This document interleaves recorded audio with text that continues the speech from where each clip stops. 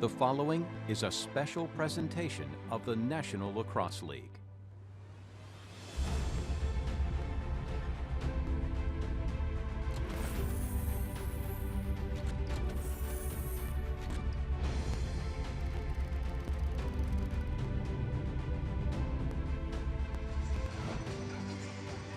Live from the Infinite Energy Arena in Duluth, Georgia, Metro Atlanta plays host to week number 5 of the National Lacrosse League season. And tonight, it's a matchup of East versus West, a championship hopeful and a playoff contender when the Colorado Mammoth meet the Georgia Swarm. And hello again, everybody. Thanks for joining us right back here on VR Live, your home for the National Lacrosse League in 2019-2020. Back alongside my broadcast partner, Brandon Joseph. Here with the play-by-play story, I'm Chris Mooneyham. You can tell we're a little punchy, and we are certainly excited for a big-time matchup tonight, which could turn into a defensive affair. Two of the finest goaltenders in the league today. Yeah, they got two keepers in net. We all know what Mike Poulin can do. Probably the best goalkeeper in NLL. But on the other side, Dylan Ward for Colorado. He is top shelf, top tier, and it's going to be one of those games where goals are going to be hard to come by. Colorado has only allowed 8 goals a game. Dylan Ward, 7.55 goals allowed. This kid is something special. Yeah, Dylan Ward, top 5 in the league in goals allowed per ball game.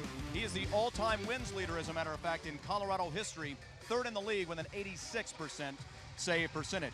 Meanwhile, on the other side, speaking of an all-timer, Mike Poulin might be just that. He could be a Hall of Famer by the time things are all said and done, and he's turning in, well, one of the great starts to his career. Yeah, 46 saves, as you see, against Philadelphia. 4.33 goals allowed this year, a 91% save percentage for, as you call him, the Poulin Wall. Mike Poulin, who had one of the great games in his career in the opener against Rochester, allowing just 2 goals. And so we figured it'd be a good time to sit down with him, and that's exactly what Tabitha Durner did before the ball game. Mike, it's the only meeting between the Swarm and the Mammoth this season, and it's said to be the Swarm's first true test this season. What do you think will be the deciding factor in tonight's game? Well, I think the first 2 games were tough tests. We might have come out with pretty big wins in terms of the score, but those can be trap games when you're playing new expansion teams and teams that you're not too familiar with. But at the same time, this is a tough Colorado team, and we know that this is going to be a closer game than the 6 or 10 that we won by the first 2. So we know that, we have a game plan instilled, and whatever is going to happen is, whoever's going to win is the team that usually executes a little tougher on their game plan. So for us, it's going to be stay out of the box. It's pretty, I'm going to hit every sports cliche, but stay out of the box. It's going to be, on and off the bench is hard so we can shut down transition. And just when we get to the 4th quarter, who's going to close the door here and be able to run away with it. Speaking of closing the door, it's also a meeting of the top 2 goalies in the league, yourself and Dylan Ward. No pressure, but maybe a little bit of pressure. Describe to us the kind of pressure that's on your shoulders preparing for a game like this and also playing in it. Yeah, Dylan's a good friend. It's fun playing against him, and you never think about who you're playing against when you're preparing for a game. I have nothing to do with what he's going to do tonight, and he has nothing to do with what I do. I just try and focus on the offense I'm about to play and the transition and the guys who are actually going to be shooting on me. So he's a great guy, and I wish him well, but not tonight. Very well said. Good luck tonight, Mike. And fans, don't go anywhere. Face-offs up next. The National Lacrosse League on VR Live, brought to you by Geico. 15 minutes could save you 15% or more on car insurance. Visit geico.com to see how much you could save.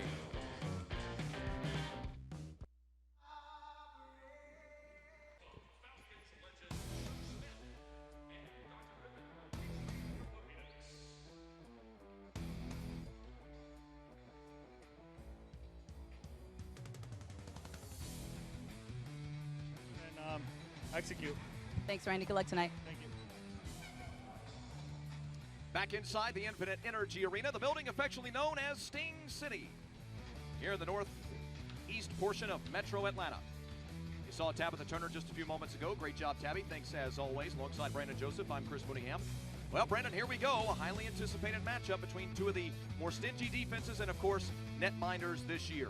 Give me some of your keys to the ball game. Well, we both know that this is going to be a defensive struggle for the teams in terms of getting goals. Defense is going to have to reign supreme, so it's going to be take advantage of any opportunity. If you have a power play advantage, get the ball to the back of the net. These goals are going to be hard to come by. We talked about it in the NLL Live pregame show, it's going to be the turnovers. Colorado turns the ball over 23 times a game. That's an enormous amount. So it's going to be, can the Mammoth protect the ball and actually make something happen, or will the Georgia Swarm have those transition opportunities? Lyle Thompson scored a great goal last home game in transition, and that's going to be one of those things where the Georgia Swarm, if they can have that advantage of not turning the ball over and getting turnovers, they can jump out early and force Colorado, who has trouble scoring, only averaging 8 goals a game, to come from behind.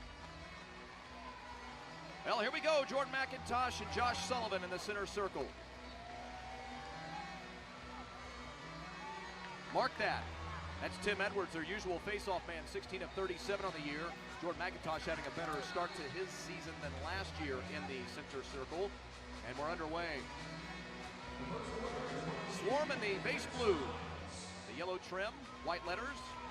Colorado Mammoth. You're taking in a first-time affair on PR Live. Thanks for joining us. First of all, second of all, the scoring drought, such as it is, has been broken 23 seconds into the affair. And the Mammoth in white let the little white pill get past them. It's 1-0 Georgia. Yeah, take a look at this. Back over to Miles Thompson. That's Shane Jackson. Miles Thompson from distance with pace finds the back of the net. Just a great 1-2 combo.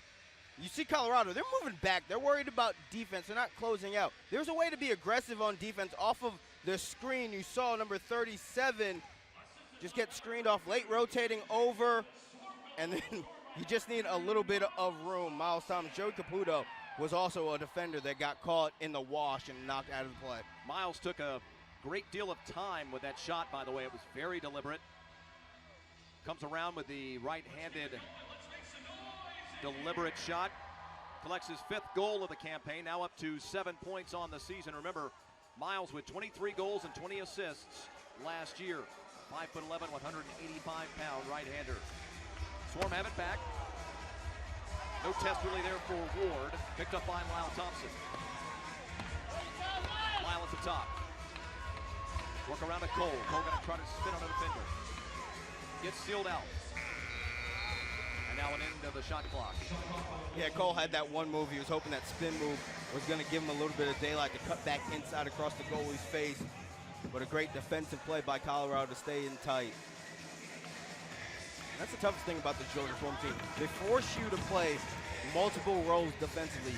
If you play back, as you saw with Miles Thompson, they're going to find a way to take a shot from distance. If you play tight, more often than not, they're going to find some daylight. Bounce shot falls Aaron. And the Swarm able to pick up the loose ball. Good movement there, at least for the moment. Will Malcolm got a touch, so did Ryan Lee. A couple of names that we will mention a great deal tonight. Colorado coming high press and trying to meet the Swarm before they fully enter the attacking third. But a lot of times when you start pressing that high, you find holes of guys who are not getting back quick enough, and that creates the opportunity. Swarm missed an opportunity to get a rebound. Oh, now, baby. Fast break. One-on-one and Poulin beaten. Wait a minute. They're going to wave that off indeed. They'll wave off the goal. Looked like Scott Carnegie had one, at least for the moment. Would have been the first tally of the season for Carnegie. Points or goals. It's disallowed and we stay at 1-0 Georgia. Jordan Hall had his first attempt of the season here, the ball game, I beg your pardon. Lyle Thompson just has his first shot at it. And we're headed back the other way. Lyle gets called with the illegal block coming from behind. Full slate of ball games across the National Lacrosse League tonight. We'll talk about it a little bit more as we make our way through the affair this evening. Lost the handle, able to get back on it. Ball loose down in front. Couldn't get the shot on top. That was Dylan Kinnear who was giving a shot at it. Poulin Wall comes up with another big save. Great job defensively by the Swarm. Contest everything. He contested that centering pass, did not let it get to the man that was streaking across. A lot of times, if you allow that pass in the middle of the field, that results in a goal. Good job of contesting everything, whether it's shot or pass. Ruin the passing lanes, don't give them any opportunity. Bomberry had it for a moment, gave off to Cole. Cole going to give off to a teammate at the top. Work it back around to Brian. Brian, the former Maryland man, puts it on top. Cannot connect. And we're headed back the other way.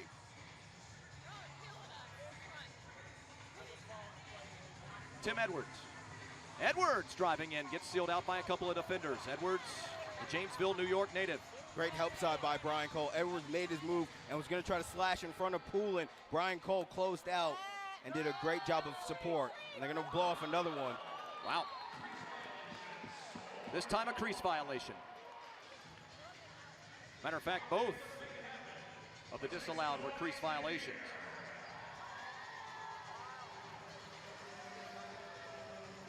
Jordan Hall. Randy Stotts. Stotts is stalking. He gets rebooted or rebuffed, if you will. And then an errant shot just to try and reset the shot clock. Ward comes up with it. Yeah, here comes Colorado. That's a very heads-up play. Just throw it to the corner, get your defense on. You know you're not going to be able to create with 5 seconds to go on the shot clock and the ball rolling out close to midfield. So you just dump it in the corner, allow your defense to get on slow and steady and be very contrite in what they want to do defensively. Drive around 2 defenders behind the back pass. A little bit errant. Jacob Rouet, his 4th year in the league with that tough pass. Tries to come around and dunk one from behind. Can't quite do so. That was Ryan Lee, 27 goals, 32 assists last year. Both of which second on the club. Tried for the wraparound dunk. Couldn't get it to connect. And the Swarm is set up offensively on the other end. Left side. Now into the center. Bounce shot from Zed Williams. Zed off to a little bit of a slow start here at the beginning of the year. Some people believe he could be a 20-25 goal scorer in this league if things fall into place for him consistently. He was a 22 goal scorer last year, 23 assists.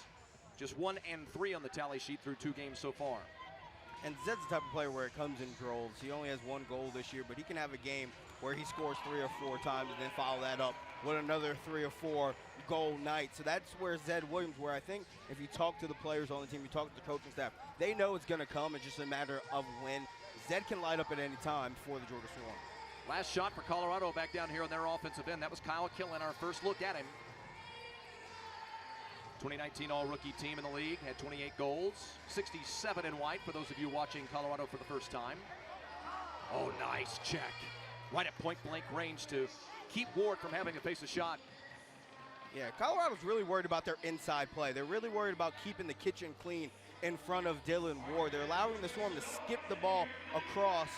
Oh, great extra job pass by Poulin. Beautiful extra pass, and a great job by Poulin, as you mentioned, on the second give.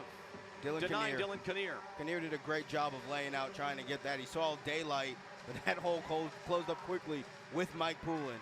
McIntosh tries to back down on a defender, gives off to Cole. Brian going to work it back around to the left side, trying to get a connection up top. Can't quite do so. The loose ball picked up by Cole. Behind the back pass attempt. Williams will have to chase it down. Zed better hurry. Got 2 on the shot clock, and that will lead us to a violation. First break here in Metro Atlanta at the 8:14 mark of the first period. 1-0 Georgia on top of Colorado. This is the National Lacrosse League on BR Live.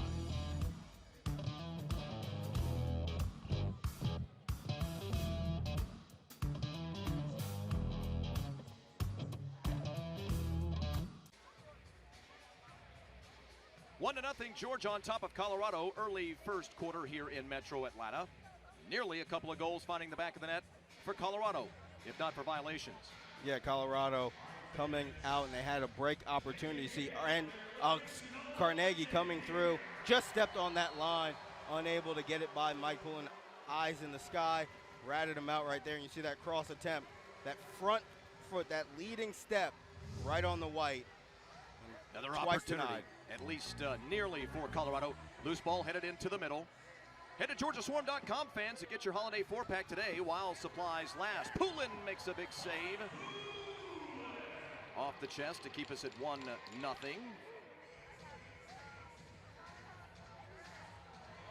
Offensive set, knocked away. Beautiful defensive play there by Krepensek. Alex Krepensek causes the turnover. Here come the Swarm on transition.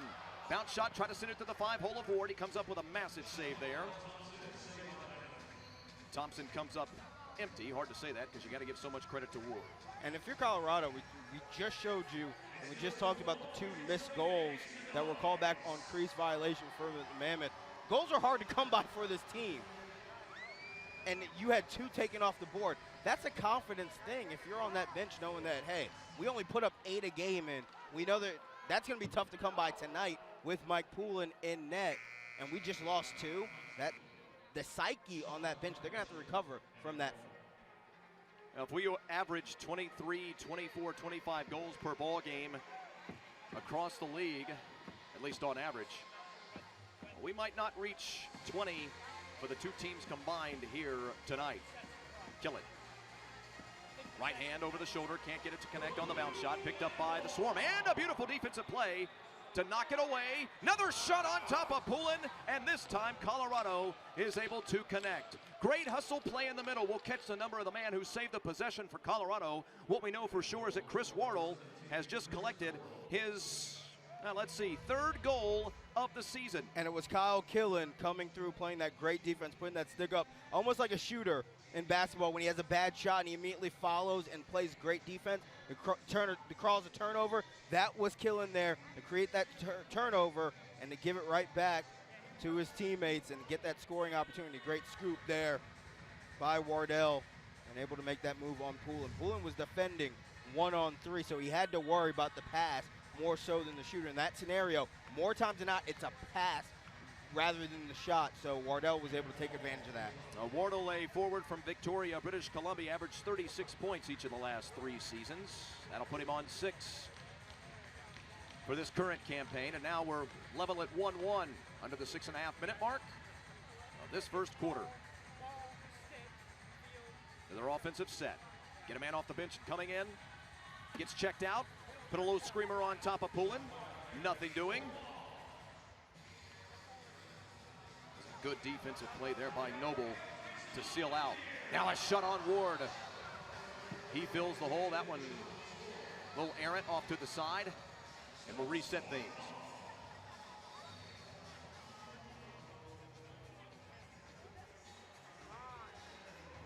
Jackson lost the handle for a moment. He's got it back. Shane. All the way across, and Jordan Hall has it. Jordan Hall puts one into the back of the net. And the Swarm reclaim the lead very, very quickly. What a great pass. That play was set up by Shane Jackson. A very aggressive pass across the middle. As we take a look at the replay. Over to Jackson. Hall creates that screen across to Jackson and then to Zed Williams, as we talked about earlier. Look at that pass across. And then the one-time shot just got Dylan Ward before he can get back across the face of the goal. And another job, great job of keeping the play alive by Adam Wiedemann. Yes, indeed, it was Zed Williams, 28 and not 20. And for Zed, his 2nd goal of this campaign. 3rd-year guy, number 4 overall selection back in 2017. The Silver Creek, New York native. We talk about the offensive psyche for Colorado.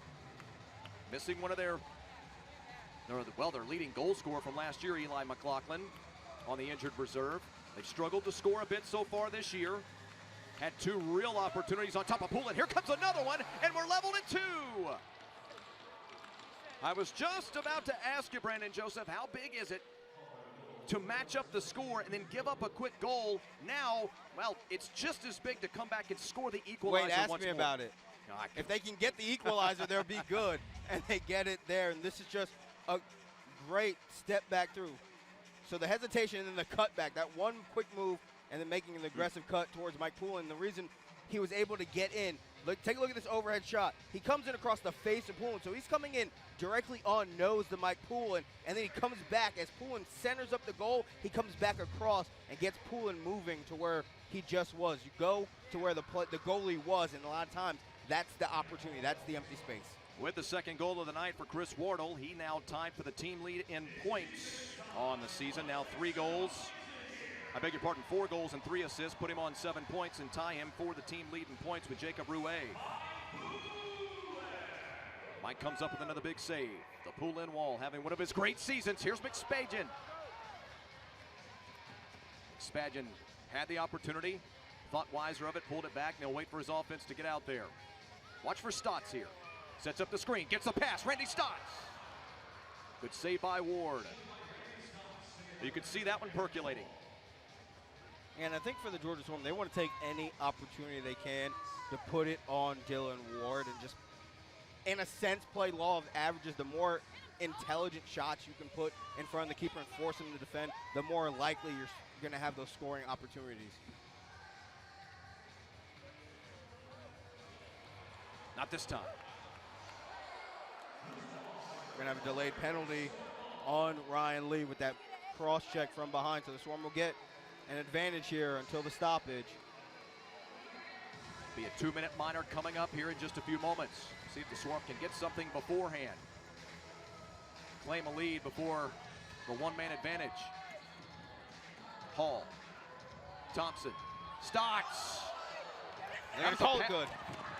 They're going to call that in for They're Shane going to say it Jackson. hit inside corner and then Randy bounced Stotts. out. Shane Jackson.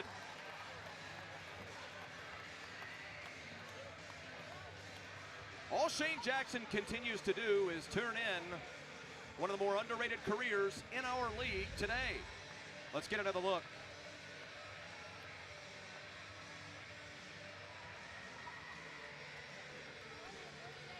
Got a better look here from the overhead. That looks like it goes in, Yep. and it hits perfect at Hits a elbow pipe and comes flying out. and bounces out. So no challenge, and it will negate the goal, the penalty from Colorado. Shane Jackson gets his first from the night. 3:53 mark first quarter, now 3-2 Georgia. Already 5 goals in this first quarter. Collectively, oh, beautiful spin move. Put the shot on top of Poulin. Mike falls down on top of it. Seals off the 5-hole and keeps that ball from getting through. So not quite a distinct man-up advantage, but there was a man-up advantage because of the delayed penalty, and the Georgia Swarm able to take advantage of that and strike with that opportunity. Cole able to get off the pass as he's getting mugged to Lyle Thompson. Thompson works around to Randy. Stotts now double team. Ball knocked out of his cradle. Brian Cole gonna pick it up at the center circle. Got 5 on the shot clock. Does he have any idea? Yes, he does. His shot is altered, and that'll be the shot clock. 3:09 mark. First quarter here in Metro Atlanta. 3-2, the Georgia Swarm lead the Colorado Mammoth. Week number 5 of the National Lacrosse League on VR Live.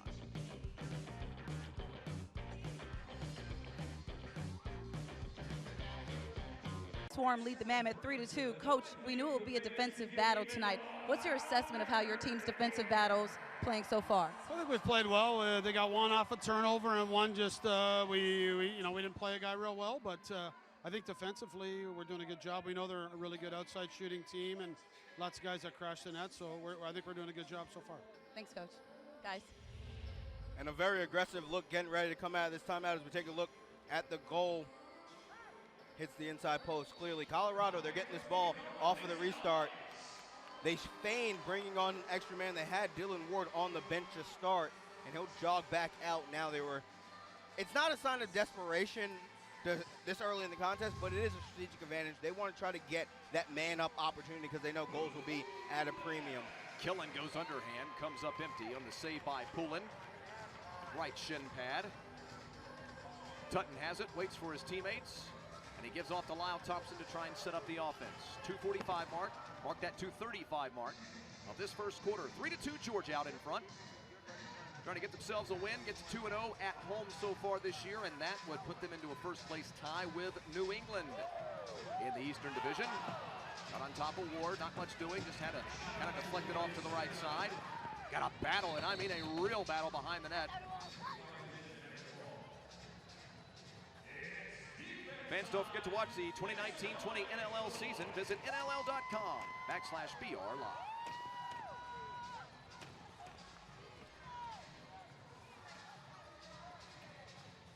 So Georgia looks for first place in the East tonight, which would tie them with New England, who came up with a big win last night over the Riptide of New York, 21-11. You have the chance to take that ball game in, Brandon. Holy smokes, was Callum Crawford good. And that's just a very good team matched up against an expansion team who's going to find their way eventually. But we've seen teams get better, especially expansions get better as the year progresses on. New York's going to be a tough out come the later part of the season. And not to brag, by the way, but you and I, we saw that one coming last year when we had the chance to see New England. Then you analyze the team at preseason. Had a little bit of a feeling that was going to be a very good New England team this year. So they sit at 3-0 at the top of the East standings. Georgia sits at 2-0. Philadelphia without a win at 0-1. Then you find New York at the bottom of the division. Rouet, give off to Killen. What's this call? What'd you see, Brandon? I missed it. Did not see it. We were screened out from the official. Looked like it could have been an illegal screen. Swarm have it back. That's from what matters. Colorado. Colorado sitting at 1-1. Trying to close in on Calgary, who's at 2-1 at the top of the West standings. Got Saskatchewan and Vancouver also sitting at 1-1. What a save by Ward. And that's what makes a goalie special. And we have two of them tonight in Ward and Poulin. Those plays that should be goals. Those crazy, amazing highlight reel goals, except they're not goals. They make the save right on the line as the ball is trickling across, making that final save to prevent the ball from going through into the back of the net. Shot clock off. Georgia will bring on an extra attacker here. Again, they scored with an extra attacker on a delayed penalty call. We'll see if they can take advantage here as the first winds down. The final 10 seconds, as a matter of fact. Gonna try for one shot. Thompson, point blank, he gives it off to Miles. Miles can't connect. Rolling around loose down there behind the net. Picked up by Colorado, and that will bring us to the end of the first quarter. Now, it's been a defensive affair to be sure. The two goalies been sitting on their heads at times in this matchup, but I'll tell you, 3-2 might be a little bit more than most people had suspected. Mammoth and Swarm, a one-goal Swarm lead in Metro Atlanta on VR Live.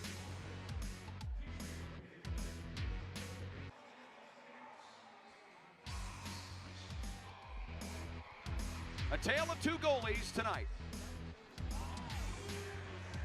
Dylan Ward versus Mike Poulin, both of whom have been very, very good this evening. 3-2, Swarm out in front. Yeah, both goalies just standing on their head. Dylan Ward especially is taking an onslaught. Georgia and Colorado actually have the same amount of shots, but it's a type of shot. Dylan Ward has been forced to work in this first quarter, and that's been a trait of this Swarm offensive team. They put goalies to work early, and it continues throughout the game. The Georgia Swarm offensively don't have a lull. Fans want to remind you the next Mammoth home game, Rumble at the Loud House, Saturday, January 4th at 7:30 p.m. Tickets start at just $10. Here's another big number for you. Saves right there. 25-12, Brandon. 25-12. Market 26-12. That's impressive that Colorado is Georgia so close so out far in front and so on the loose competitive in ball this game, number, while being dominated in that category that we find very important. Usually that's pretty indicative of how a team's doing. Yeah, the Swarm trying to rotate Switch sides back as up to Colorado the on top offensive end, and Poulin turns that one defensively, and aside. they end up getting the save Something to look for in the second from and Mike fourth Poulin. quarter, Not the best as where we defensive are in series second, is the long from the bench. Georgia So in order Swarm. to change, you have Yet the they're able to further run survive to it. get back to your bench. So usually there's Here's a lot Stotts. of transition opportunities in the second. and Randy fourth directing a quarters. little bit of traffic, as you can see, Here's Stotts. as he so often does. Lyle Thompson now. Boy, Lyle and Randy Lyle on the same Thompson side. looking for a lane, has to Fish- spin away, 9 left to shoot.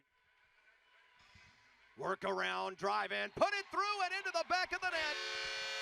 An absolutely gorgeous individual athletic effort for Brian Cole. And for Brian, that'll be his third goal, that is, of the season, to go along with 3 assists. The former Maryland man, one of the most successful players in program history, the forward from Oakville, Ontario. Yeah, shows high, comes low, 5-hole into the back of the net. Kind of fitting. Number 55 goes 5-hole for the 4th goal of the night. It was almost magical. But yeah, it still counts. I see what you did. 4-2 now, Georgia out in front. Georgia, who entered the weekend on 13 goals scored per ball game. That good enough for first place in the league. That not counting the Friday night games, of course. That number changing with a performance by New England last night. But coming into the weekend, number 1 offensively in goals scored per ball game, and number 1 in the league in goals allowed per ball game at just 5. Georgia Swarm bidding to put together a very special season. That number changing as we now sit at 4-3. Jacob Rouet. Yeah, Rouet did a great job. Just a howitzer from the point, and it gets by Mike Poulin. Not very many times will Mike Poulin be beat this way. Just right over the shoulder of Connor Sellers. Well, he never saw it, did he? No, and that's Doesn't the tough look like thing. he saw it.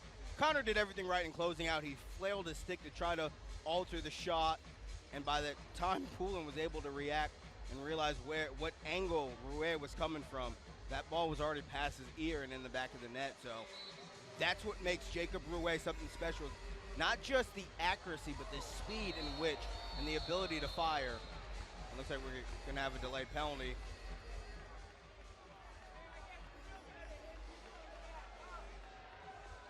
Warren Jeffrey. Let's see if we can hear the call.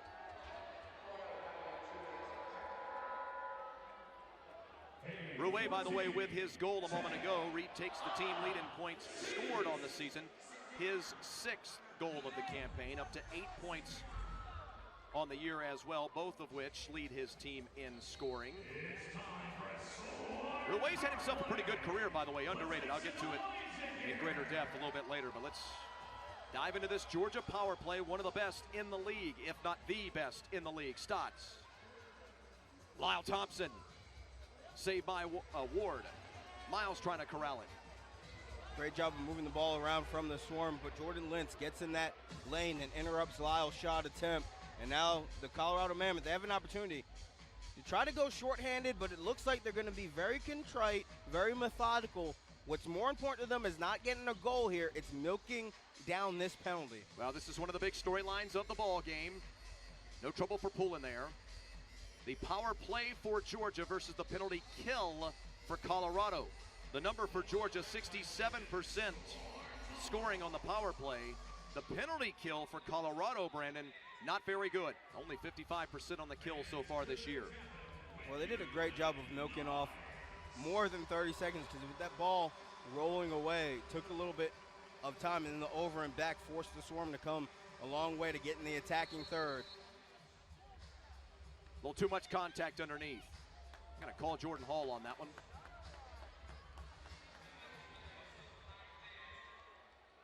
And we're going to get a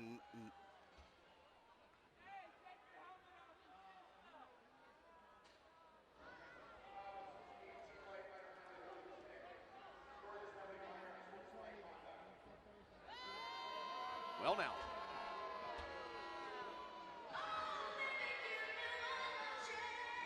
It's one of those reactionary thing.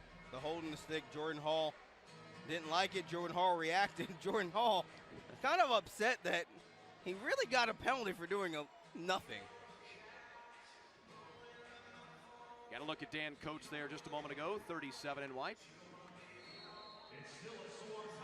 Coming up in NLL at the half, Devin Caney sat down with face-off star Trevor Baptiste to find out what drives his game on and off the floor, highlights and analysis of the first half, and a look around the league, all coming up for NLL at the half. With the matching minor penalties, the Swarm will stay a man up for the, as you see, 33 seconds left to go in that original penalty.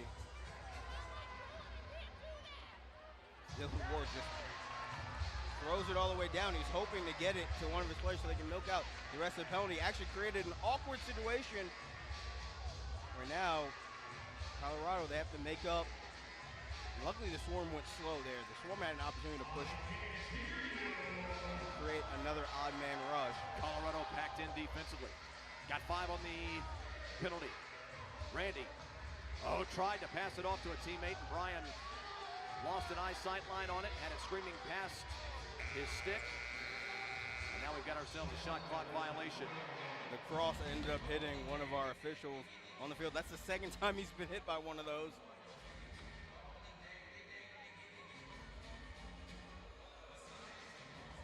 So back to even strength. Lee. Work around to the top. Wardle had it for a moment. We'll head back the other direction. Going to get an illegal screen on Colorado, forces that turnover. These are the turnovers that Colorado needs to avoid. Swarm couldn't get a chance to make them pay on the first shot attempt, but they get that second chance opportunity. Two more games going on right now across the league. Toronto a 4-1 lead on Rochester. Rock on top of Nighthawks. And in Buffalo, how about Halifax with a 4-2 lead on the Bandits? Two more games on the slate later this evening. Saskatchewan and New York, Philadelphia and Calgary. Third possession from the Swarm. Got that reset of the shot clock. That's the thing, the Swarm aren't rushing anything right now. Well, we've noticed that too, haven't we? They've been far more deliberate offensively so far this year. At times last year, they were moving with a quickened pace, and we often wondered if they were taking the first shot available when maybe they should be waiting for the second or third. You want to force them to play good defense for as long as you can. Don't run down the floor and take a shot with 20 seconds left to go on the shot clock. Make passes, force them to have to defend all the way through. If you take a shot with 8 seconds on the shot clock, it may be the best shot available rather than getting it in transition and shooting it with 24 seconds on the shot clock. Will Malcolm had a shot on top of Poulin. Mike came up with the shoulder pad save. We got ourselves our first television timeout of the second quarter. It's been an entertaining affair, to be sure. 4-3, Georgia out in front of Colorado. This is the National Lacrosse League on BR Live.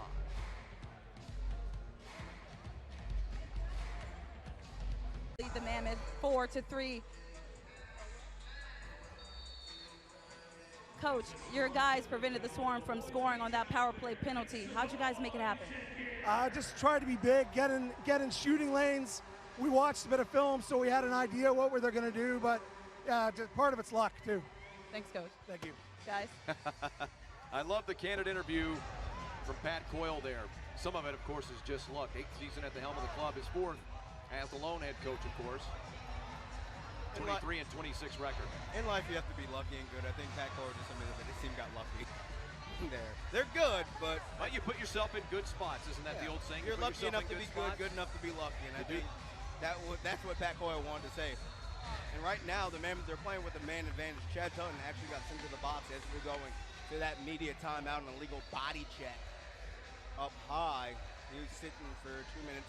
Now, as you see, with the time running down on that penalty, I think Colorado, they're going to want more than one scoring opportunity here to try to create. But they have to be methodical. Georgia Swarm, they can score shorthanded, and they're not afraid to get aggressive when they get the opportunity. And you see they try to step in that passing lane. Joe White did to try to create that transition, that turnover, to get down on the other end. Shot clock winding down. That one's going to roll out to center field. This is the opportunity that they wanted. Shot on Ward. Cole can't connect. Loose ball picked up by Colorado. Believe that is Josh Sullivan picking it up, the Red Deer, Alberta native. Indeed it was. Now the Swarm, we talked about penalty kill versus penalty power play a few moments ago. The Swarm, one of the best teams without question in the league on the penalty kill, 83%. Mike makes another save. Mike, of course, one of the big reasons why they're so good on the penalty kill. Yeah, and 3 opportunities. This will be Colorado's 4th, where the penalty is about to expire, and they're just able to make it count. My goodness. Jacob Rouet.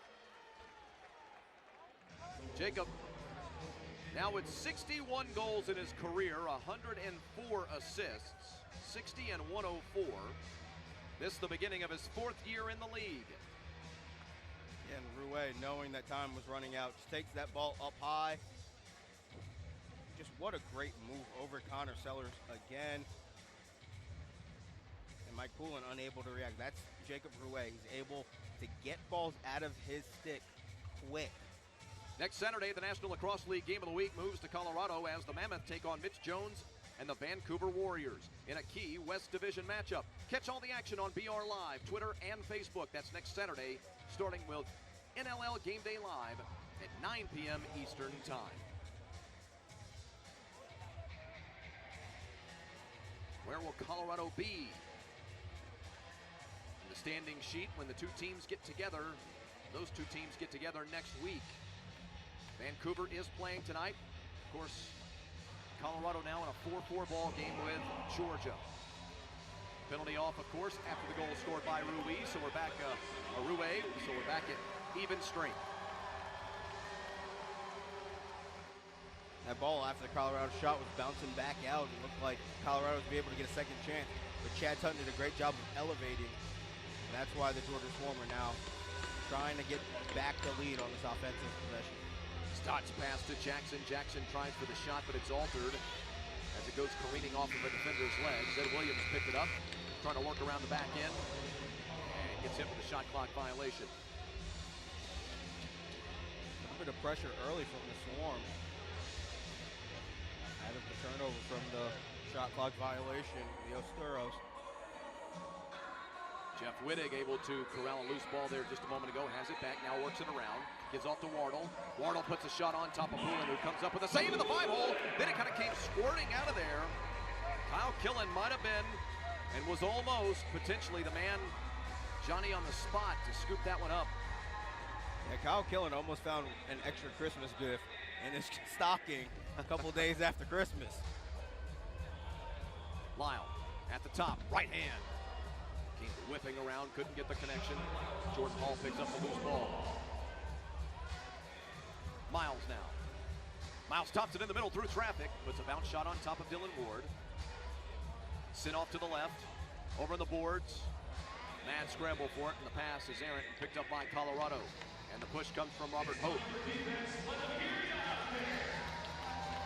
Swarm doing a great job of getting the defenders on that. That substitution change for the Swarm, that's really been helpful for them. They have not had to scramble defensively. They've been able to get the guys on the floor they want and become set. Breakaway potentially. Good job defensively of getting back for Colorado. And so the Swarm, oh my, another opportunity at it.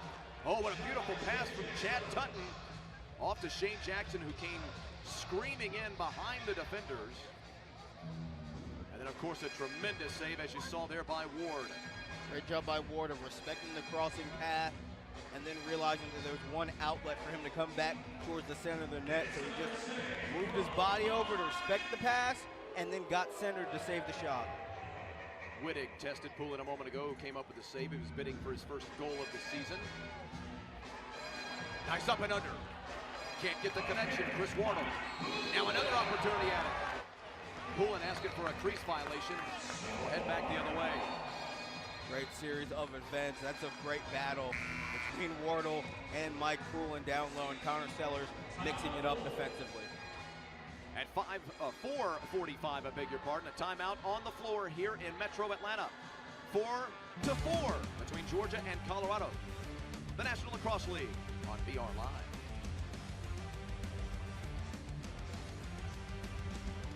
If you love the National Lacrosse League, you'll love all the highlights in our social media channels. Get the best goals, saves, and action during the games and during the week on Twitter, Instagram, YouTube, Facebook, and NLL.com. 4-4 ball game here in Metro Atlanta between the Georgia Swarm and the Colorado Mammoth. The only scheduled meeting of the year between the two teams. Jordan Hall sent away by Dylan Ward. Only meeting of the year, at least during the regular season, between the two teams. Colorado's won 5 of the last 7 against Georgia. Both clubs historically played each other very, very close. Last year, the Mammoth won the only meeting back in February. I say last year, as in last season. This past February, a 10-8 final in Colorado. Poulin makes a save. My goodness, the two keepers, the two goalies, the two netminders in this ball game.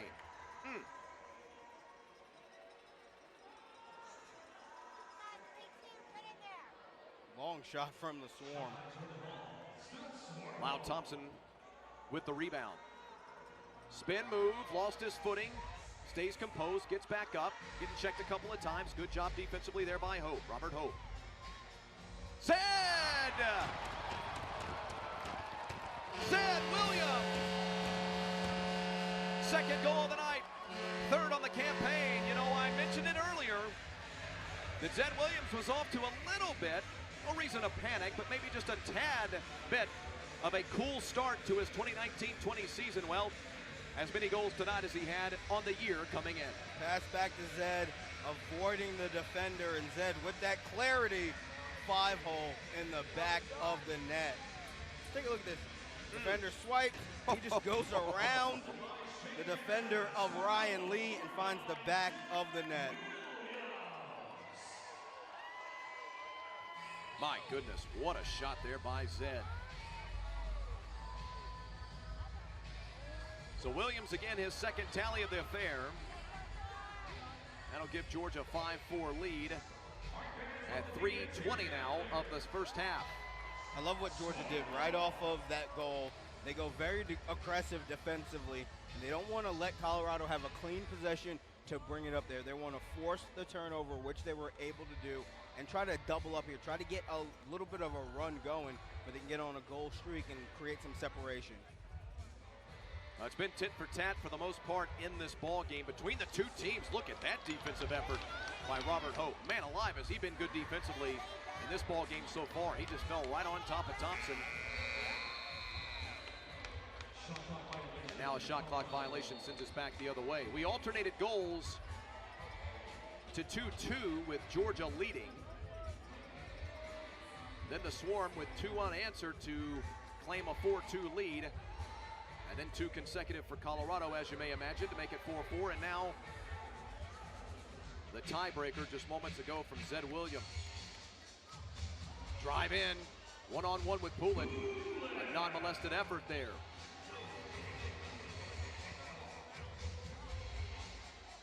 If you're Colorado, I think you're happy at where you are, and not so much the amount that you've scored, it's what you've held Georgia to at this point. And if you can equalize here, that would be great. But keeping Georgia on pace for about 10 to 12 goals is the wheelhouse where Colorado wants to be. I don't think Colorado feels that they can get 14 or 15. So they're going to want to keep Georgia down. And right now they're doing everything defensively, and now offensively they equalize again. Tremendous effort there by Ryan Lee, who last year had 27 goals, 32 assists, both of which were second on the team. The all-time leading scorer in Rochester Institute of Technology history, and that's saying something for that program. Yeah, Swarm just allowed a clean crossing pass to Lee. When you don't mark him, you see him just out of that shot, holding his stick up. Just got lost in the wash. I think the Swarm thought they had possession. They were gonna start pushing down offensively, and then when Colorado came up with the ball, Swarm defensively just couldn't get back set. Ryan Lee's third goal of the 2019-20 season. Fans, don't forget, coming up at the half, Mark Sino and Drew Petkoff with stats and highlights, a recap of first half action. Minute and a half remaining in this first half. 5-5. Miles Thompson works around left side of the offense, tries for a pass, has it knocked out of his stick. Here comes Colorado on the break. Will they slow it down? No, sir. Jordan Gillis thought about it. Now he'll pull it back. They'll get the offense set up. Under a minute to go. This could be Colorado's last possession to do something with. It'll be a point-blank effort that is turned away by Poulin. Chance at a breaker here, potentially. This is Jordan McIntosh, the team captain. Mac gonna slow it down and wait for some teammates. Yeah, this would definitely be, with all likelihood, Georgia's last possession of the half. They want to make this count. Colorado, if they get the ball back cleanly, they're gonna be able to trail off Ward and get the extra attacker. Swarm did a great job forcing Dylan Ward to wait.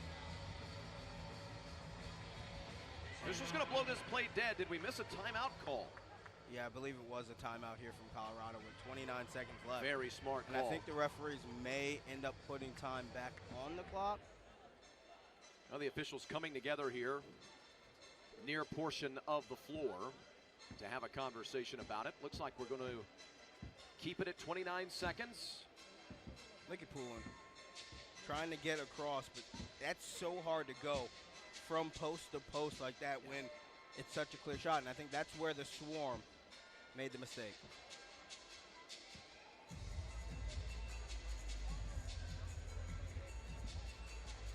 There's Coach Cuomo.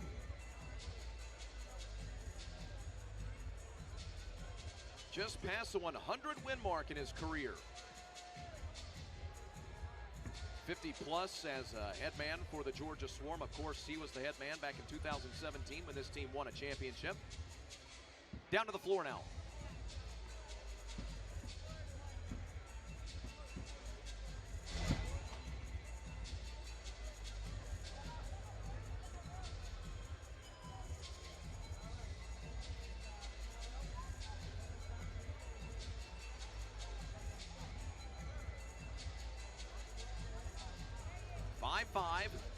Final half minute. Colorado, of course, the author of, well, one of the great moments of the 2018-19 season last year. Their opening round victory over Saskatchewan in the 1-4 playoff game and Western Division play. Put themselves into the East Final, again, or the West Final, I beg your pardon, against Calgary, or Calgary if you prefer. And I know some of you do.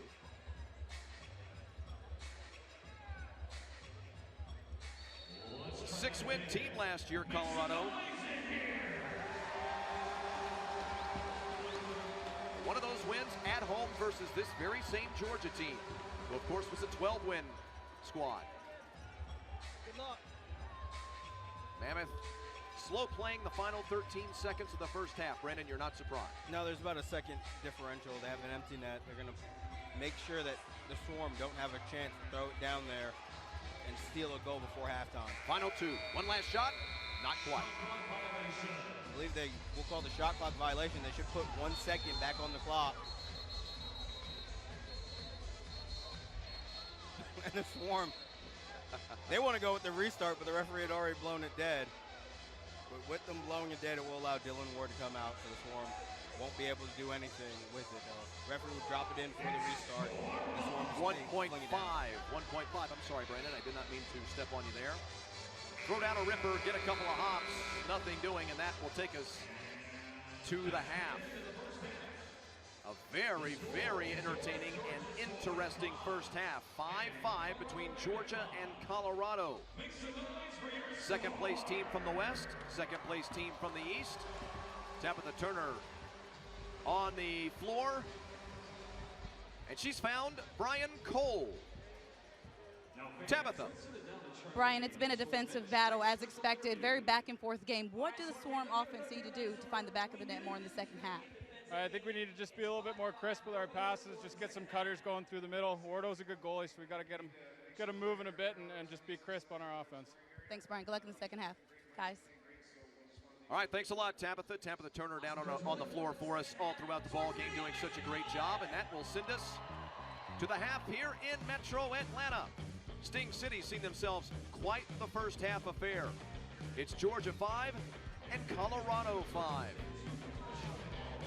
NLL at the half is coming up next with Mark Zinno and Drew Petkoff. You're watching the National Lacrosse League on BR Live.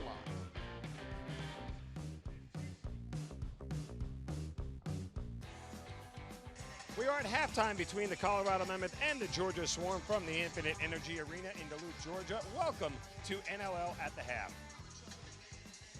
Welcome in, everybody. I'm Mark Zinno. Again, my partner, former NLL defender Drew Petkoff. Drew, Swarm still looking to go to 3-0, but a full slate of games in Week 5 in the NLL, including 2 games last night that went final. New England beat up on New York by 10, and Calgary took care of San Diego. Yeah, Mark, last night we saw New England continue to be one of the hottest teams in the league. They're 3-0, and again, they put up over 10 more points than New York. We also saw Calgary beat San Diego by 5, despite not having reigning MVP Dane Dobbie in the lineup.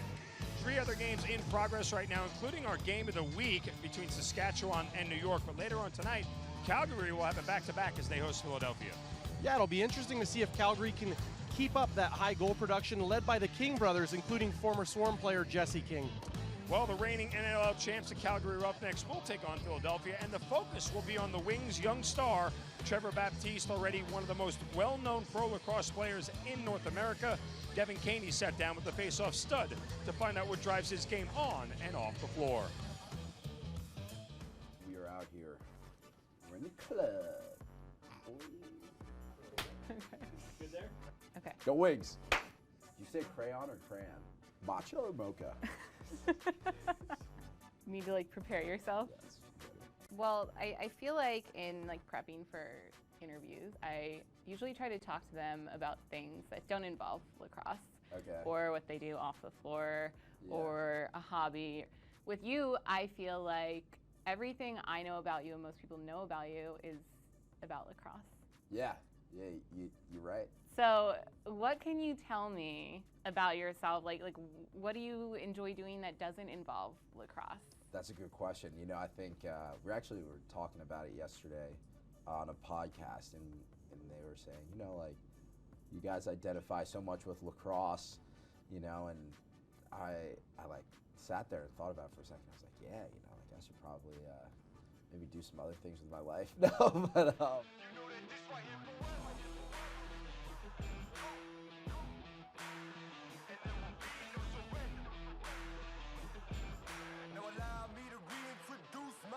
What is something that people might not know about you that you wish they did, or wish people identified with you Ooh. in sport lacrosse? So is that like you want like a really deep answer, or you want I something want whatever answer you want to give.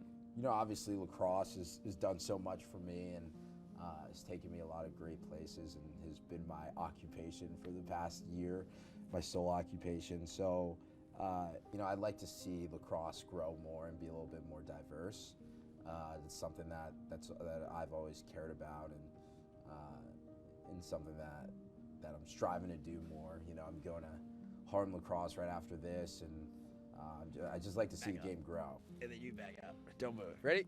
Set. And be in all different types of areas of the world. You know, I think it's becoming more accessible. I think it's lacked that. It's still pretty hard. There's still some barriers to entry, but you know, I think with a lot of brands and leagues and people, it's becoming more accessible to all types of players and people and races, which I'm really excited to be a part of, and hoping that I can help that out as well. Affects them more than it affects you, right? Once you guys ever get like tickled or something? Like someone like attacks you, like they tickle you, right? But like if someone tries to tickle you and you just don't laugh, they usually just stop, right? Most importantly, I just want to go out and have fun with them, and really show them that lacrosse is a great opportunity. You know, it's a great opportunity to go to college, or even just do something extracurricular, make good friendships, great relationships that last a while, and to be healthy. Yeah, keep my elbows inside my knees. Like I said, for the 5th time, have fun, you know, because that's what I'm all about. I'm all about having fun, especially on the floor or the field, or when I'm coaching or something like that. If you're not having fun, there's really no reason to be doing it.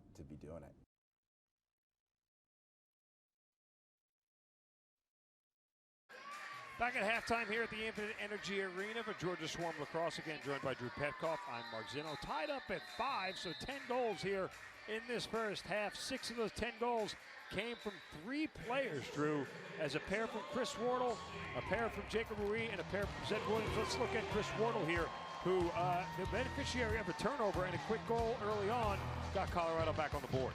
Yeah, to me, Mark, there's 2 things that stand out in all the goals that have scored so far. The unbelievable effort that we're seeing from everybody tonight. Now, it's professional lacrosse, so you expect to see a great effort regardless. However, it seems like both teams have turned it up to 11 as we watched just some great individual plays.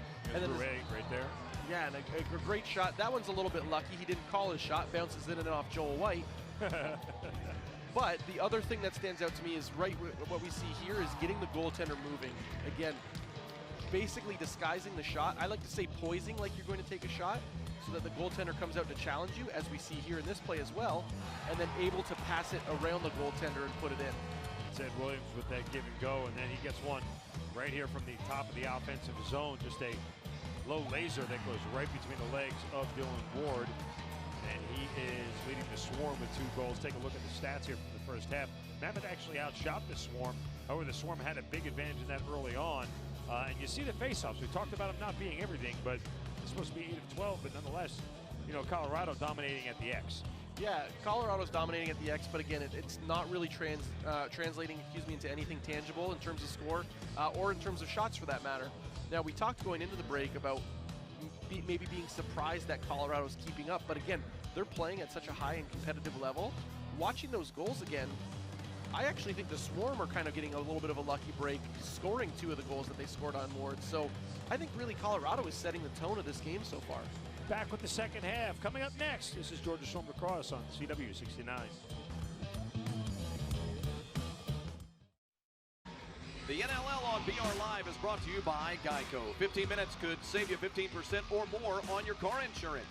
Visit geico.com to see how much you could save today. 5-5 ball game back here in Metro Atlanta alongside Tabitha Turner. Our broadcast partner, Brandon Joseph. I'm Chris Whittingham. Thanks for joining us for the National Lacrosse League on BR Live. And if you're listening to us in the Metro Atlanta area on the SportsX, 1230 AM, 106.3 FM.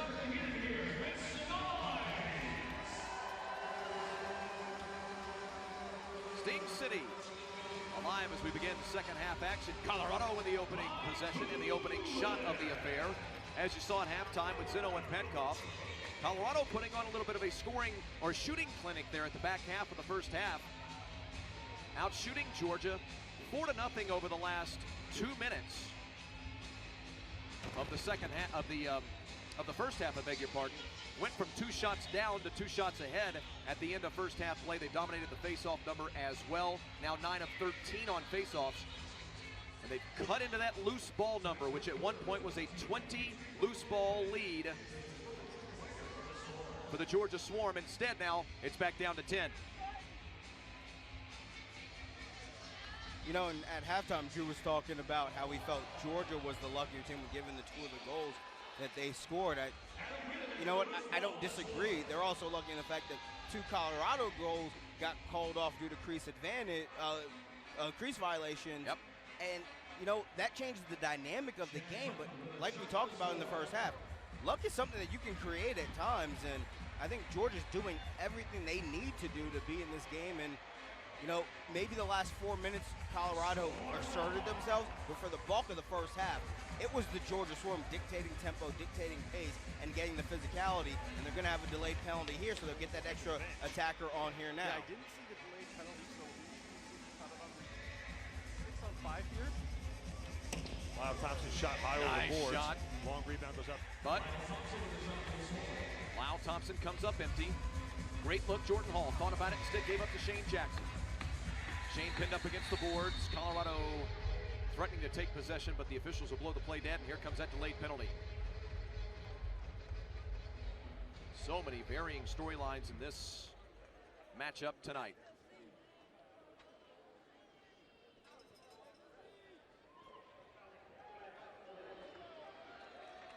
They're going to get Edwards, as you saw there, with the hold on Wiedemann in the middle of the field. Fans reminder, stay up to date on all the news, announcements, and exclusive prizes with the National Lacrosse League newsletter. Sign up now at NLL.com.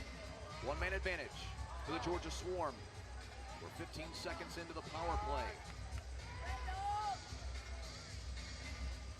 Swarm 0 for 1 so far on the power play. They get 1 for 2 right on cue.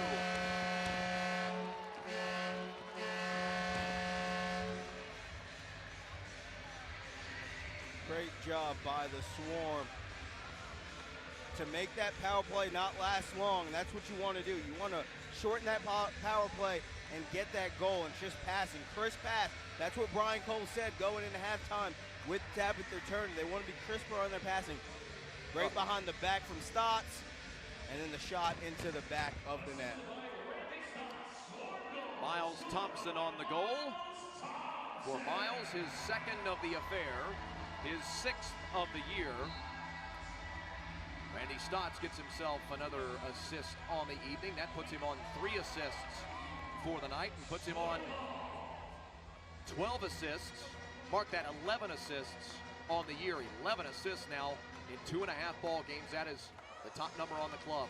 And at least the second time they've beaten Dylan Ward to keep her right on that wing side. Top. Oh, great pass. Beautiful pass. And he puts it into the back of the net. Oh, my goodness. Welcome to a National Lacrosse League Play of the Week type play. Brian Cole's able to finish finish it off the tremendous give. 7-5, Georgia scores 2 quick ones in the third quarter. Yeah, look at Brian Cole. He circles right back through, fights off the screen, and look, comes open, we fly high, ball in, back of the net. You know, we've joked that Randy Stotts might be the Scottie Pippen of the National Lacrosse League. He might be, more appropriately, here comes the pass, the Russell Westbrook, because he can score as well. I don't know. John Stockton. All right, fine. I'm not going to argue with you one way or another. All I know is that he has come out like a house on fire with 2 amazing passes that have led to goals in this second half. And Cole with 2 amazing goals tonight for Brian Cole. That ripper high side going 5-hole on Dylan Ward, and then laying out with the extension. Brian, who's making the transition, if you'll forgive the pun, from transition to forward this year, now his second goal of the evening, 4 on the year. Oh my, and Colorado comes right back and answers. Anything you can do, I can do better. Ryan Lee. Yeah, Ryan Lee backside cut. We'll get the replay here with full extension. No regard to his body. Take a look at this pass. A rip pass. Lee, great job of getting behind White and then coming, laying out full extension, as I said, and just putting that ball in the back of the net. Poulin didn't see him until it was too late. Yep. And a tremendous pass. I believe that's Will Malcolm. Yes, indeed, it was Malcolm. And the Superman jump shot parallel to the floor. And a great goal for Ryan Lee, his second of the evening, his 4th on the campaign. The Newmarket, Ontario native, 5'9", 175-pounder, draws the Mammoth back to within 7-6. We are headed for a fantastic finish here in Metro Atlanta tonight. If you think otherwise, I'm surprised. This ball game not been separated by more than 2 goals all throughout the evening. Drive on, pull it, put it into the back of the net, 7-7.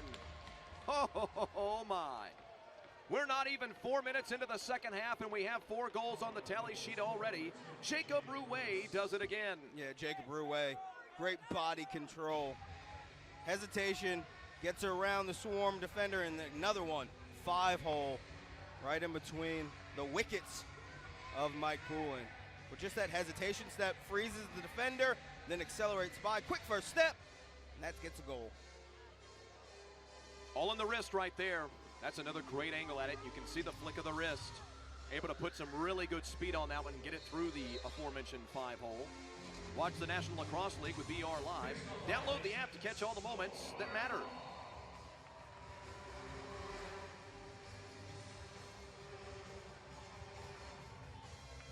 Now you log on to the old Twitter sphere, Facebook, check out NLL.com as well.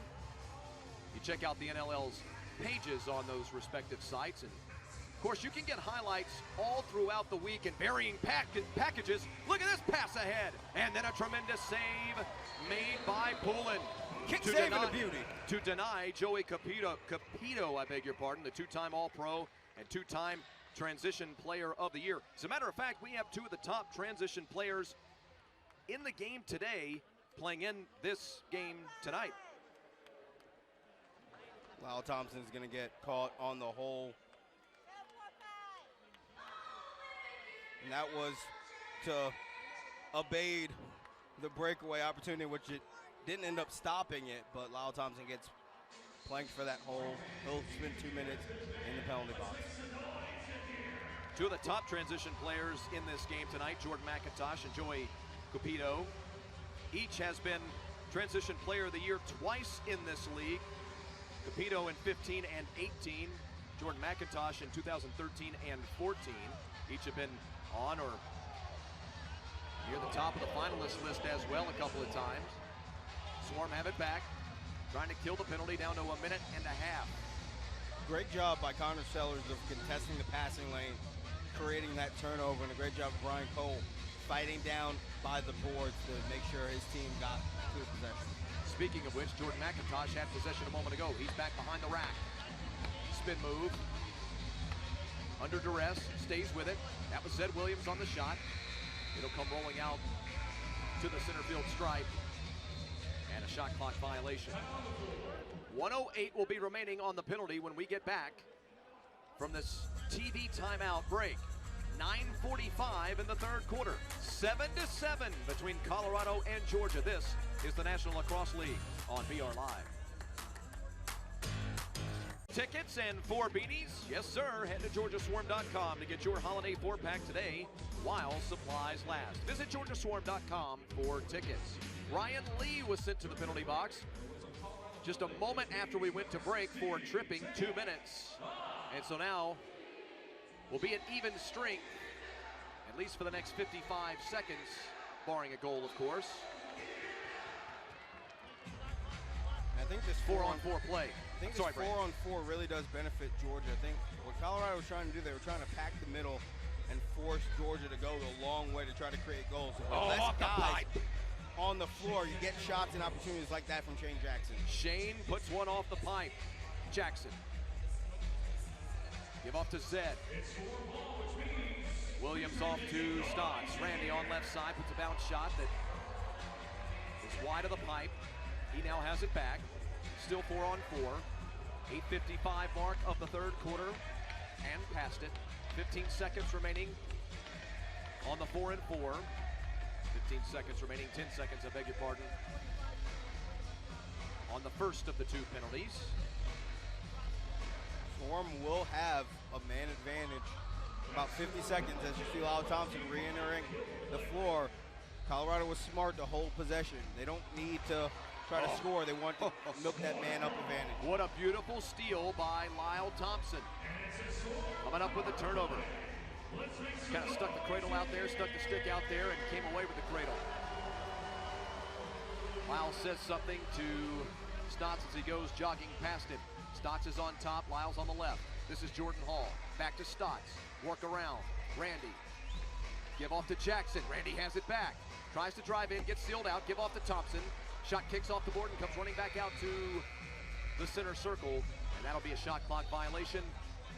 And the final 8 seconds of the penalty are going to tick off.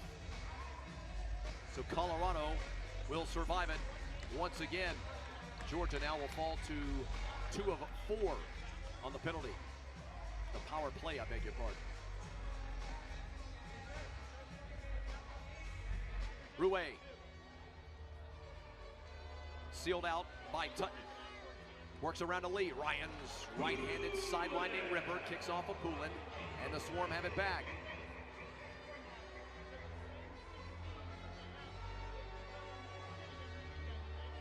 Seven-minute mark during this possession.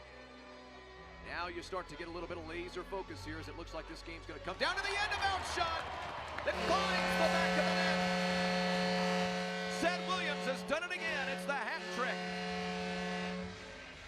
And we talked about it earlier in the game, how Zed Williams, he can find that fire, he can find that streak. He's finding that tonight, getting the Hattie. And again, just right off that pass, before Dylan Ward could react, Zed Williams had it out.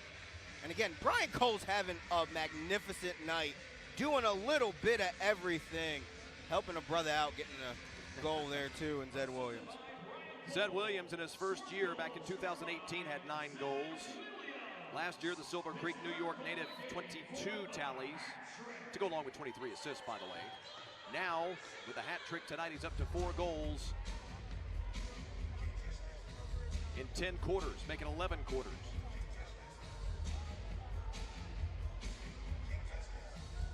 Jordan Hall tries for the spin in the back down. Gets pushed out, still with possession, comes flying in, lost the possession at the very last moment. Shane Jackson with 9 on the shot clock, ties for the dive in, wrap around, and he got it! Oh my!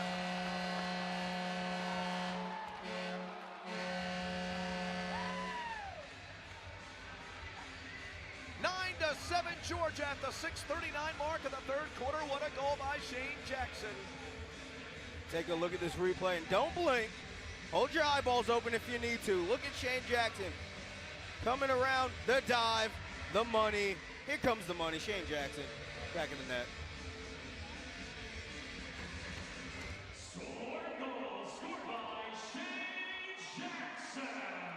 second of the evening for Shane Jackson. Poor His angle. I'm sorry? Poor angle from Tim Edwards there to try to close out that play. Indeed. He was playing just a hoop dream when trying to pick up a loose ball. Should have just played Shane Jackson and could have stopped that from happening. His angle took him out of the play. Shane Jackson just went around, was able for the wraparound goal. 14 points now on the year for Shane, 8 goals and 6 assists. Shot on put on top of Ward, I beg your pardon.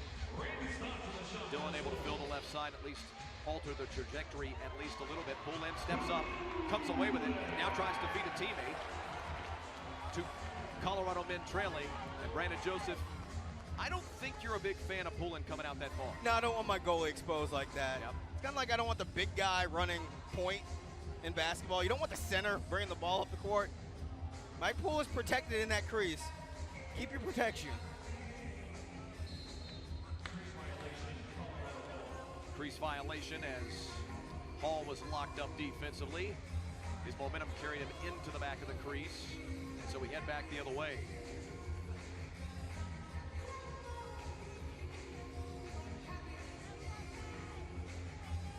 Shane Jackson with the last tally for the Georgia Swarm.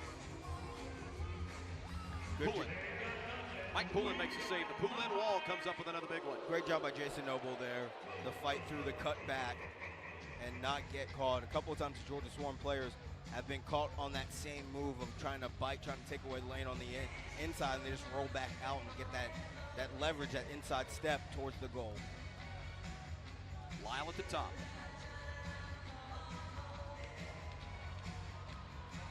Taylor Stewart swatting at him, at least he was a moment ago. Try to beat the shot clock, nothing doing. So we'll head back the other way.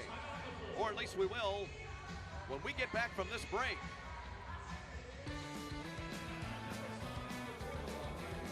Here's that goal one more time from Shane Jackson, one of the best you'll see all week, as we take in the National Lacrosse League on BR Live.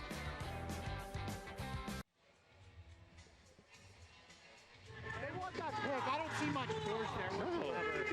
The guy went down onto one knee. Like, it was a well-timed pick. What? Oh, they're just saying the ran. Corner's looking for the pick foul. And it's like, that one on the goalkeeper goal, he got pushed in by the... No, not even that one. Just one, like... Yeah, I know the one you're talking about. Yeah, his own guy bumped him into the guy. He knocked him down. Back with a little NLL Wire, the National Lacrosse League on BR Live. Matt Garrison, our crew chief this evening. The officials, always great to hear their conversations at the break, during the discussion of a penalty, so on and so forth. And well, they've been busy tonight. And for anybody wondering that if the referees were talking about Joe Burrow throwing 7 touchdown passes in the first half, you saw they were not. They're not here for that mess. 9-7, Georgia out in front. Colorado has never led in the ball game, yet they have rallied multiple times to tie the affair up. Georgia scored the opening goal of the affair. Colorado twice answered, and we were even at 2-2. Georgia took a 2-goal lead at 4-2. Colorado scored 2 in a row to tie it up. We've continued to be back and forth ever since. Georgia now has scored 2 in a row after we were at 7-7. Rouet with an amazing move. He will test Poulin, and it ends up in his right there on top of his right knee. Yeah, Rouet is something special. You got to enjoy watching this young man play in the National Lacrosse League. Just what he's able to do with body manipulation, and in turn manipulating the goalie into doing what Jacob Rouet wants to do. You read my mind. I was just about to mention the same thing. I mean, the up and under there was really, really nice. Now we got ourselves a breakaway. On top of Poulin and into the back of the net. Dan Coates got loose. Dan Coates is back, by the way, off of injured reserve. First time we've had the chance to mention Mr. Coates in the ball game. Not his first shift in the affair, but he's back off the injured list, the veteran. He's got himself a tally. Here on the breakout, Dan Coates, he's been around a while, so he has that tape bank built in the top of his mind. And again, just making his stick out wide Mike Poulin's reaction was, I'm going to protect my right side in case he wants to come back across. And Coates, with that stick out wide, just kept it out wide and put the ball right outside, keeper left side. The captain gets on the tally sheet and draws us back to within 9-8. Georgia Swarm, one of their big storylines in last year's 12-win season was their inability to be consistent in the center circle on the X. They were absolutely dominated in a few affairs throughout last season at midfield, and they're being beaten tonight as well. Colorado winning that number on face-offs. 10 of 19, not quite as bad as it was a little bit earlier, but I bring that up, of course, because Colorado was just hit with a violation, and now we've got some overexertion of physicality, we'll call it. Yeah, McIntosh picks up the violation for the Swarm, and it looks like Dylan Kinnear will pick up the penalty for the Mammoth 2. Backside blocks. Kinnear's a little bit more aggressive, gets that illegal body check. Kinnear, the Calgary native. There you get a look at him. So a big moment in this one. Even 17 full minutes to play in this affair. 9-8 ball game and 2 minutes worth of advantage for Georgia. It was 18 seconds the last power play. And this one will not be nearly as long.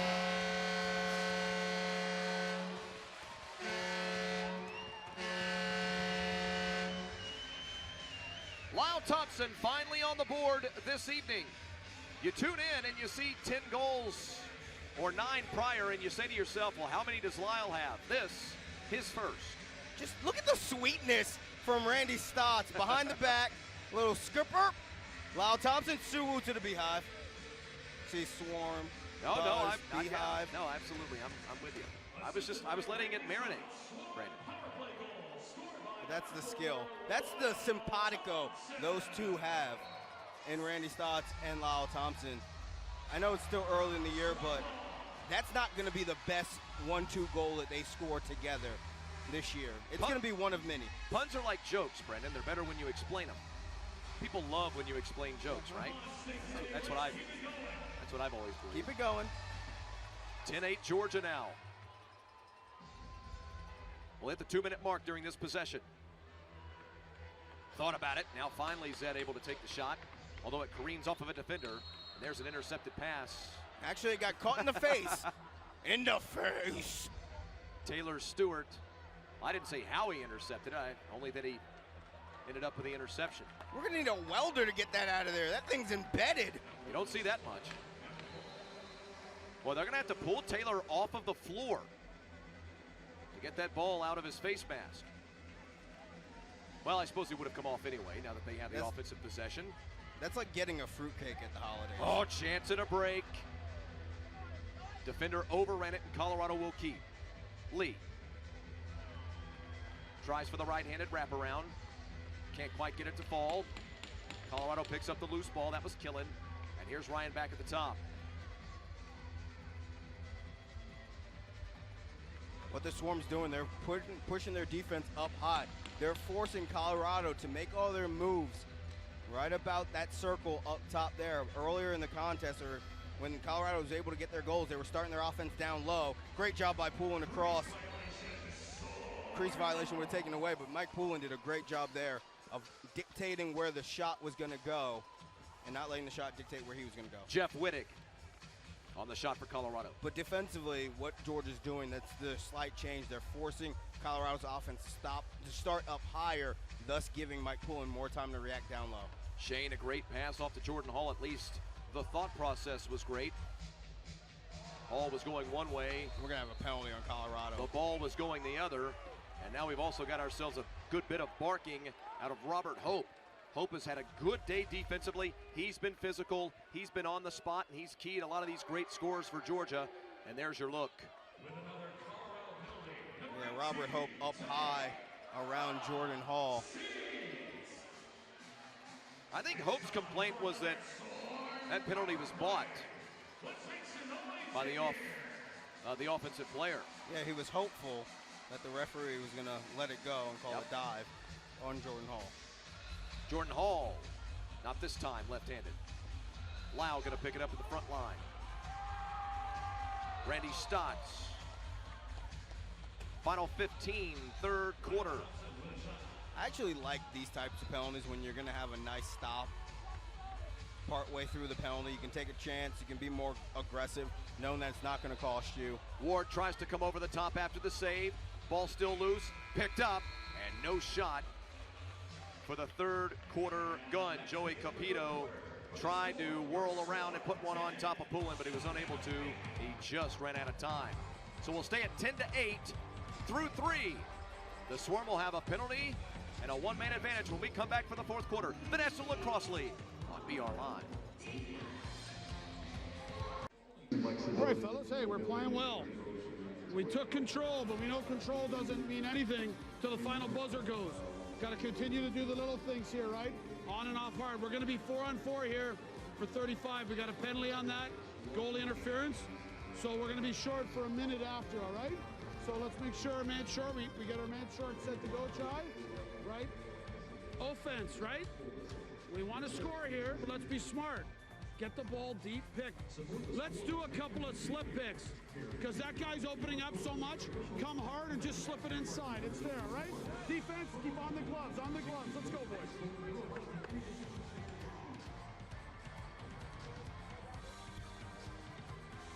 Back at the Infinite Energy Arena in Metro Atlanta.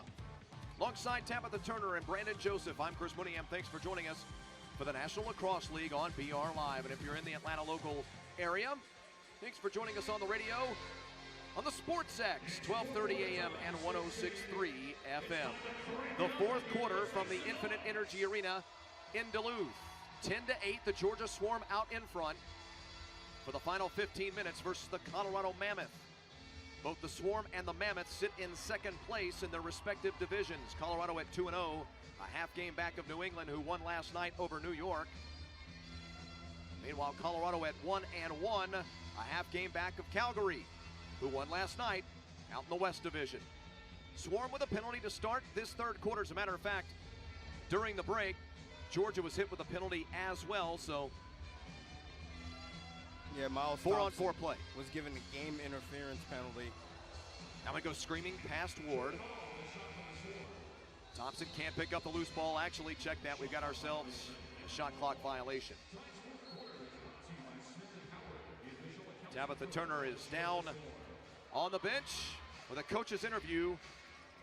Guys, I caught up with assistant coach Dan Ladisor and asked him why the Swarm scoring on those several power plays, why it's been so successful. He said they took a look at it at the half.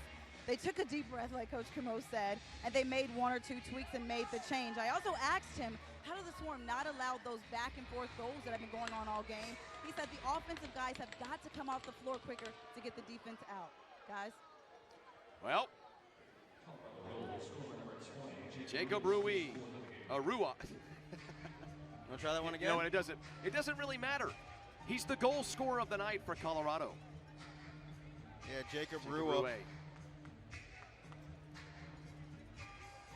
Oh my.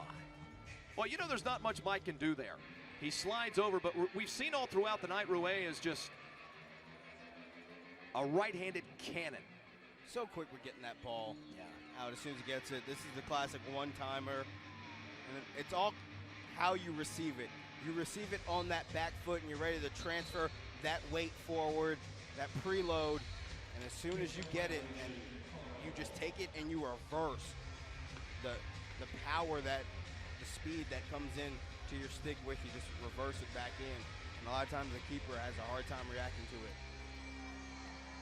Colorado now on the advantage. The one-man advantage. The Swarm still looking at a 30-second disadvantage. Behind the back pass. Poulin's beaten, and we're tied at 10. Oh my. Making the most of their opportunities. Colorado, they're gritty, they're tough. No deficit is too much for this Mammoth team, and Kyle Killen gets the game equalizer, and it starts with a Rua behind the back, another behind the back, and then Killen, little jab step. We'll see if we have another angle here. We'll see it here. Take a look at that first step that Killen makes. Hesitation, pauses, freezes Poulin, and then goes before Poulin can react. And that's because he has all the time in the world. You see no swarm defenders in our shot. And if you're looking and listening on radio, trust me, there's no swarm defender around. And a great job of freezing Poulin. You see Poulin's knees buckle. That just shows that Poulin reacted and he could not re-react to get back to the other side. Jason Noble tried to catch him from behind and couldn't quite get there in time to alter the shot, at least not enough to keep the ball from careening off of the pipe and finding the side of the net, as it were, as much as the back of the net. It's the first goal of the night for Kyle Killen, by the way, who's been very, very close to doing just that throughout this ball game. Finally, he's got his first tally of the ball game, his third of the season, to go along with 3 assists. And so now we are tied at 10 in the fourth quarter with 12:45 remaining. Headed for some high drama here in Metro Atlanta. Jackson behind the pass, behind the back pass, I beg your pardon, to Brian Cole. Brian comes up empty. Colorado has it back. Body angle gave that away for Dylan Ward. Knew the behind the back pass was coming, was able just to react to Cole. Another behind the back shot, this one from Kyle Killen. Poulin was able to make the stop on that. Now we're starting to get a little bit of a sense that it's picking up. The offensive possessions from both teams, they're trying to get the advantage in play from the lead. They don't want to try to have to make that comeback because they know defensively it's going to be a tough go of it. Well, I'll tell you what, this has just been such a great ball game because we talked about the fact that the defenses would dominate. We wondered if we would get 18, 19 goals in the ball game total. Now we're up to 20 already, obviously. It has not been a high-level offensive ball game, but we have seen some incredible flashes of tremendous athletic individual ability. And we have seen that great defense that we talked about, the great goalkeeping that we talked about coming into the ball game. Yeah, what it's been, it's like a boxing match where both teams are playing on the defense to start the contest. Well, we're in the prize rounds. We're in the money rounds here. And now you're starting to see both teams offensively crank it up a little bit. They want to go for that knockout shot. And so the netminders might end up being the key after all. Who can come up with the biggest of the big saves? Randy Stotts tried for a shot. It was altered by a defender. I believe that was John Lentz who altered it. Here comes Colorado on the break, and now they have their first lead of the night. Colorado scores at 11:10 remaining in the ball game, and the Mammoth have come on the road to Metro Atlanta and seized the lead late. Yeah, bad communication from the Swarm. Connor Sellers late coming off the bench area. Jason Noble had to play the pass lane. He ended up marking the potential pass from Gillis. And Gillis 1v1 because Sellers was so far behind. Making that scramble play, was able to beat Poulin on the high side. Gillis able to get that shot off just, and I mean just, at the last moment. For Gillis, it's his first goal of the evening, his second of the year, and of course, as many of you know out there, especially over in the Rocky Mountain area, his last goal, his only other goal, was a pretty big one. That was the overtime goal we showed you in the pregame against Calgary 2 weeks ago. We're gonna get a holding penalty, it looks like, on Robert Hope. You doubt that we would stay at 11-10, but right now Gillis has a chance at 2 game-winning goals on the season. Joey Capito is going to be the one that gets the 2-minute hold. And so the Swarm will get themselves a one-man advantage.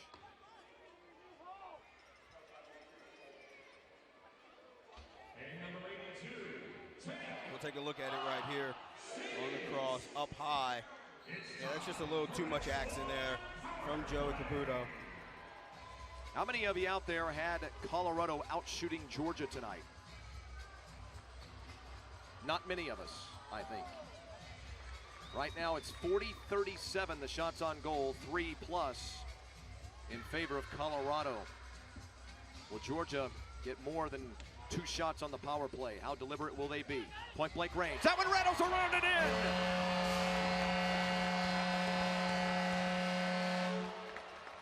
Shane Jackson's done it again. Single sticks all across the board, tied at 11. I know they call him Jacko, but how about we call him Shane O'Mac? 5-hole. Again, going low. Shane O'Mac, just with the dump, jab step hesitation, and was able to get it through the legs of Dylan Ward. Unless my tally sheet is incorrect, I believe that's the hat trick for Shane Jackson, the alternate captain, the assistant captain if you prefer. Yes, indeed. 9th goal of the campaign for Shane Jackson. And the hat trick on this warm afternoon, or this warm evening, I beg your pardon, in Metro Atlanta. You want to know what makes the Shane Jackson goal even prettier? Dylan Of course Ward I do. was there. Dylan Ward had the shot played perfectly, and Shane Jackson just with a little finesse. Well, there was a beat before Shane, in between Shane taking the pass and then putting the shot on top of Dylan Ward. There was a beat there where they were literally facing each other, looking at each other, and Jackson was in the end able to finish it off. Mike Poulin comes up with a big save right there. 9:49 mark in this fourth quarter. We're headed for a fantastic finish in the Deep South. 11-11 between Colorado and Georgia on BR Live. Late penalty call just as we were getting ready to go to break. My goodness, I don't know that I've seen so much. Is it the third or fourth time we've seen it tonight that we've had a penalty called that's been held until right at the break. So Colorado will have the advantage here. Yes, indeed, Colorado is a man up for the next minute and a half here in Atlanta. And Chad Tugman holds the stick penalty. And the Swarm, they're upset. They thought they were going to have the restart.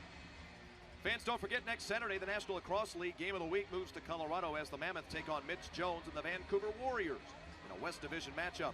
Catch all the action on BR Live, Twitter, and Facebook. That's next Saturday, starting with NLL Game Day Live at 9 p.m.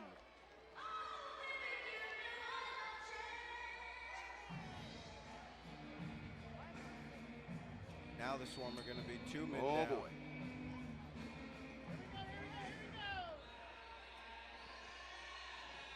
9-minute mark. 5-on-3. Poulin comes up with a massive save. On point-blank range, no less.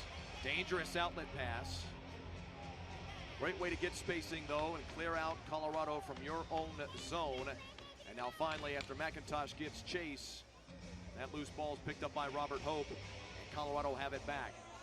Did a great job, McIntosh did, of killing an extra about 5 seconds of that penalty, 50 seconds until the Swarm get into manageable territory. And there it is. Colorado has reclaimed the lead. They struck their first blow in taking the lead in this ball game at 11-10 now. They've reclaimed the lead at 12-11. What a great wild ball game we've had here tonight. Yeah, with Georgia playing 2 men down here, really tough once they make that rotation of getting back across. Noble has to play help for Poulin. They just rotated out. Connor Sellers tried to play multiple passing lanes there, got sucked up. And then Rouet, right back to Lee, Lee back to Rouet, and Rouet comes right across. Just that passing, that's what you want to do when you have a 2-man advantage. Just keep passing and make them move, and the lane will create itself. It's a 5-goal night for Jacob Rouet. Coming up on NLL Postgame Live, highlights and analysis of tonight's game, and a look at scores from across the league. All that coming up next. It's NLL Game Day Postgame Live. Mark Zinno and Drew Petkoff will run you through that. Got some surprising scores from across the league, by the way. Won't really have time to dive into it because we've got ourselves a great ball game here in Metro Atlanta, but Halifax is really handling Buffalo tonight. Try for the worm burner. Can't get it as it deflects off of a defender.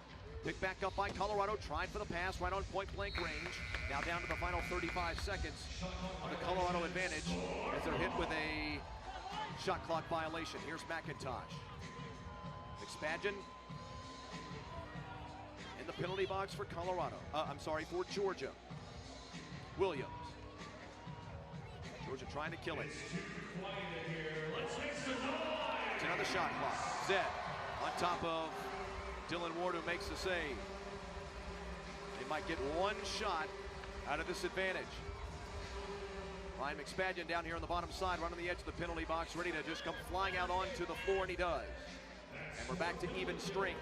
Colorado with a 12-11 lead on Georgia, 7-10 mark remaining in the ball game.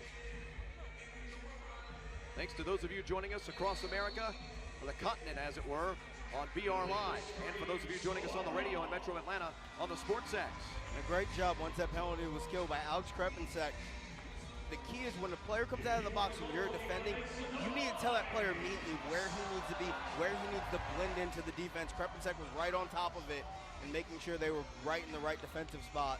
Thompson tries to spin move. He's sealed out by Hope. Now Miles Thompson tries to put a shot on top of Dylan. That one's deflected. It's picked up by Colorado. Pushing in. Think about a pass. Instead, the shot on Poulin, and Mike comes away with a save. Now the Swarm breaking down. McIntosh! Jordan McIntosh at point-blank range was looking for the equalizer. Yeah, the pass was a little bit off. McIntosh took a couple of steps to get back settled while running with the ball and was unable to really have as many steps as he wanted to create his shot opportunity. Stotts at the top. Randy gives off to Shane Jackson. Back to Zed Williams. Zed a spin move. Right down in the middle. Ward saves the shot that's on top of his chest pad. Down to 5:55 remaining in the ball game. Colorado looks for, well, might not be a dagger, but it sure would be some big-time insurance. Will Malcolm has it now. Down here on the bottom side, right side of the offense. Give off to a teammate. Killen stands nearly at the top. Now he has it. Here's Malcolm once more. Push in. And a score! Jeff Wittig. He's been all around the offensive zone. He's been an integral part, but he has yet to score tonight. And finally, Jeff Wittig, the forward from St. Catharines, Ontario, gets his first goal of the 2019-2020 campaign. And brother, it's a big one in the Deep South. Yeah, great job by Wittig to fight off the contact of Jason Noble and then create his shot. He creates the contact and fights through Noble, and then just through a murky lane, Krepinczak's in there. And just look at how he gets this ball through. Poulin probably didn't see it at all. No, he couldn't see that, and right by the time he was able to react, it was back in the net. So now the onus will fall on a great Colorado defense, a great Colorado keeper, and then, of course, the strength for Georgia, their offense, as they'll try to rally, the Swarm, I mean, from a 2-goal deficit as we hit the 5:10 mark in Atlanta. A stunned Swarm fan base here. Drive in. Another one could put it away, and it's waved off right on top of Poulin with a crease violation. Here come the Swarm. Wiedemann. Now Stotts. Randy left side of the offense, tries to work around a pick, work around a screen. Shot on Ward, kicks off his left shoulder pad. Miles Thompson comes away with it. Give it off to Jackson, now back into Stotts, who enters the fray. Miles Thompson had it for a moment, right down in front of the crease, and he lost possession.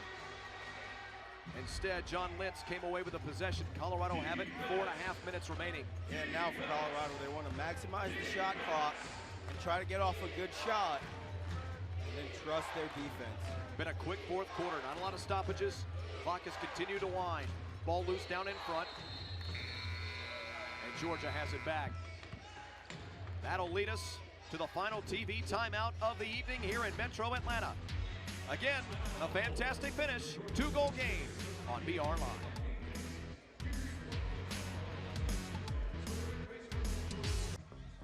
Time now to take a look at the play of the game presented by Geico.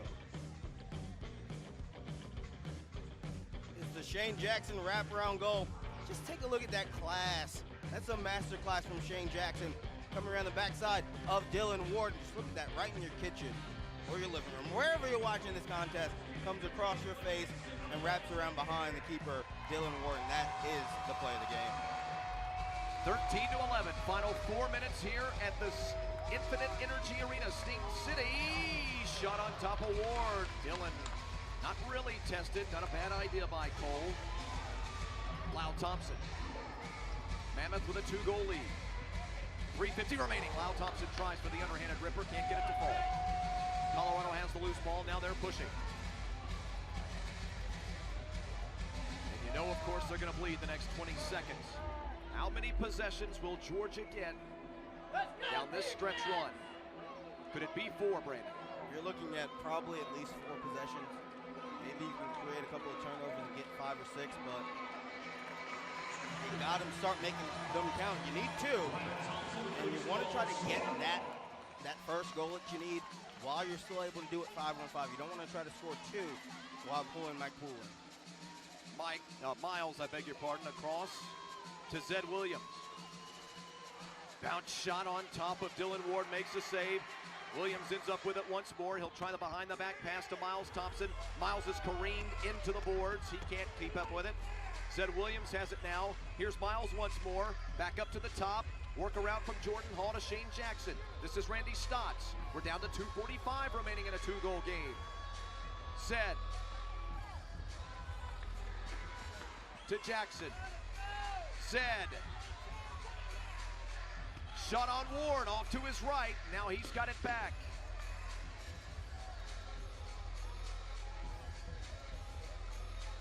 .225 remaining in the game now.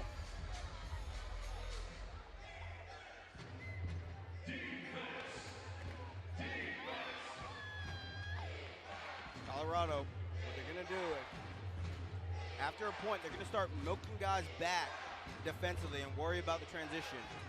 Loose ball. Georgia's been so good on the loose ball so far in this ball game. Shot clock violation. 82-63, by the way. 82-63, the loose ball number in favor of Georgia.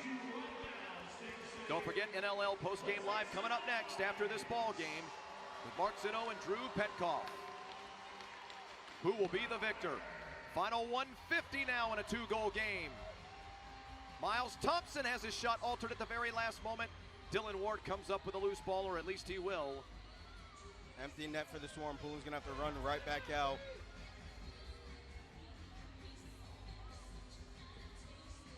Minute and a half remaining.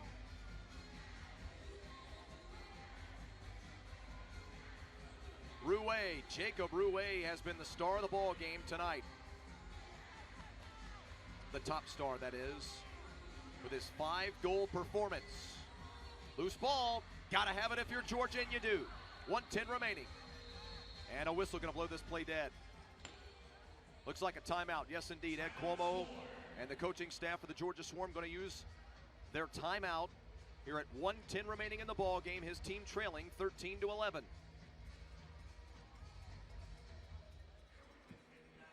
And it's plain and simple in this timeout. You got to have the goal here. So you're drawing up a play offensively, and really what you want to do is you want to try to get a clean shot on goal. You want to get a clean look at Dillon Ward. So expect something with a down screen. Let a shooter rotate off of that. And if that's not there, watch the screener. Whoever sets that screen, then you're going to roll out. Once that defender fights through your screen, there will be a brief moment that you are totally open. If you are the person who receives the screen and that shot isn't there, you have to look back towards the screener, and hopefully the screener can roll back towards the face of Dillon Ward, and the ball will be there waiting, and you can just redirect it into the back of the net. Now you saw both coaching staffs. You got the last look at Pat Coyle. His Colorado Mammoth have outscored Georgia in this fourth quarter 5-1. 5-1 in this fourth quarter. You know you're doing some defensive work when you hold the Swarm to a single goal in any quarter, much less the high-pressure final stanza. Swarm the possession out of the timeout. 1:05 remaining, or coming up on it anyway. Oh boy, we might have ourselves a penalty. Which way is this going to go now? It's going to be a penalty against Colorado, I think. Start. The game clock was at 1:10. The 30 should have been down to 23 because 7 seconds have ran. Oh, the shot clock did not back. start. Game clock to 1:10. Fresh 30. We're going to hurt the ball up top. It's okay. Absolutely. Shot clock says 28 in the arena, 1:03 on the game clock.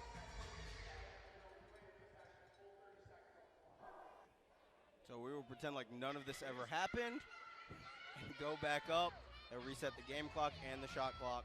1:10 on the game clock, 30 seconds on the shot clock. And what the Swarm, they may have given the play away. Shane Jackson came up and tried to set the screen, and that was going to be the play. Fans, if you love the NLL, you'll love our highlights. Get all the action on our social channels and NLL.com. Let's do it again.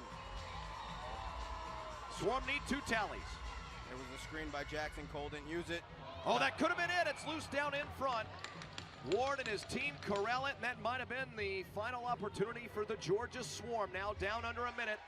Now they've got themselves another loose ball. McIntosh has it. There is an empty net down on the offensive end, or the defensive end, I beg your pardon, for Georgia.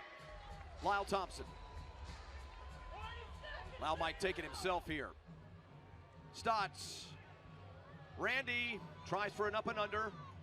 Give off to Williams. Williams misses, picks it back up. Give off to Stotts. Randy tries for the tough pass over to Shane Jackson. It's on the floor. A Colorado defender's on top of it, and he's being poked and hacked and gyrated away by a man in blue.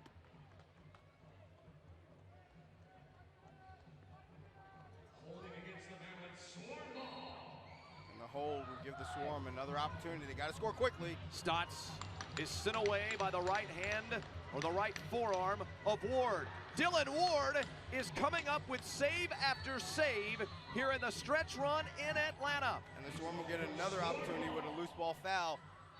But only 9 seconds remaining, so it may all go for naught.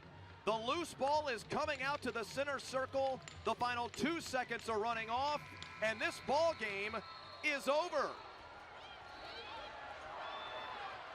But the game isn't. The clock has run out, but the tension remains high. The Colorado Mammoth have come into Atlanta, and they'll take home a 13-11 victory over the Georgia Swarm, outscoring Georgia 5-1 in the final stanza. This, not a surprise that Colorado won it, but the way they came out with the victory, it will surprise some folks. And the 2 stars on the night, Jacob Rouet offensively, and of course, Dylan Ward, the netminder. They increased their offensive output, averaging 8 goals a game. Coming in here, they get 13 on the night, but the most important thing is Dylan Ward, who only allowed 7.55 goals against coming into the night. He held serve, basically. You're playing a top-level team in the Georgia Swarm, so you expect to give up more goals, but they were able to match that and then some offensively. If you're Colorado, you have to feel really confident now moving to 2-1 on the year. What a swing from them. Almost going 0-2 to start the season, get that overtime win on the goal by Jacob Rouet, and then you come in to Georgia and you're able to get a victory that should give you that kind of feel. There's a great shot of Dylan Ward, and now you'll get the highlights of Dylan as well. This was once a 10-8 Georgia lead. Once a 10-8 Georgia lead. Then a 5-1 run by Colorado for a 13-11 victory. You've been watching the National Lacrosse League on BR Live. For our entire crew, including Tabitha Turner and Brandon Joseph, I'm Chris Mooneyham. Thanks for joining us, everybody. Don't forget, NLL Postgame Live coming up next with Mark Zinno and Drew Petkoff.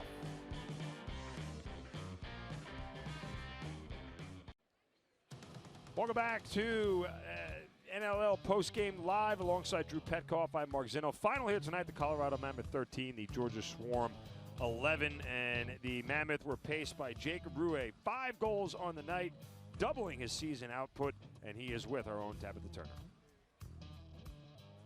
Well, Jacob, the Mammoth either trailed or tied for most of this game, and you got the lead in the 4th and never looked back, up by 2 goals. How did you guys eventually pull away with it? Yeah, I think you just got to play one play at a time, and we know we did that well. You just you got to focus on the next play, and that's what we did, and it ended up going our way. So we're pretty happy they'll come today.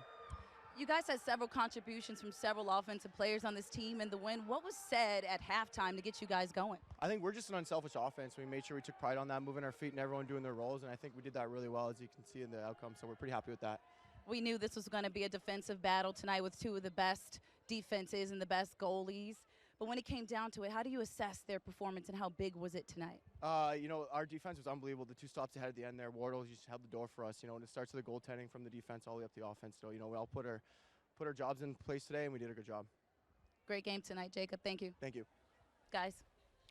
So the Georgia Swarm fall to 2-1 on this season, and same record for the Colorado Mammoth. And Jacob Rouet was absolutely fantastic. You know, we talked about in the pregame where was the offense going to come from with Eli McLaughlin out, and Rouet certainly answered that call.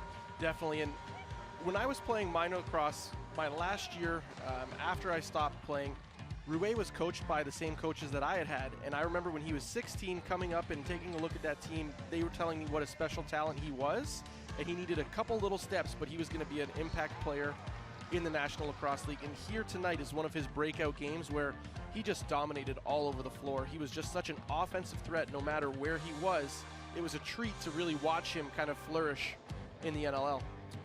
So the Swarm next game will be January 11th here at the Infinite Energy Arena against the Buffalo Bandits as they close out this 3-game homestand. Final score tonight from Duluth, Georgia, the Mammoth 13, the Georgia Swarm 11. For Drew Petkoff and our entire crew here, I'm Mark Zinno. Thanks for watching.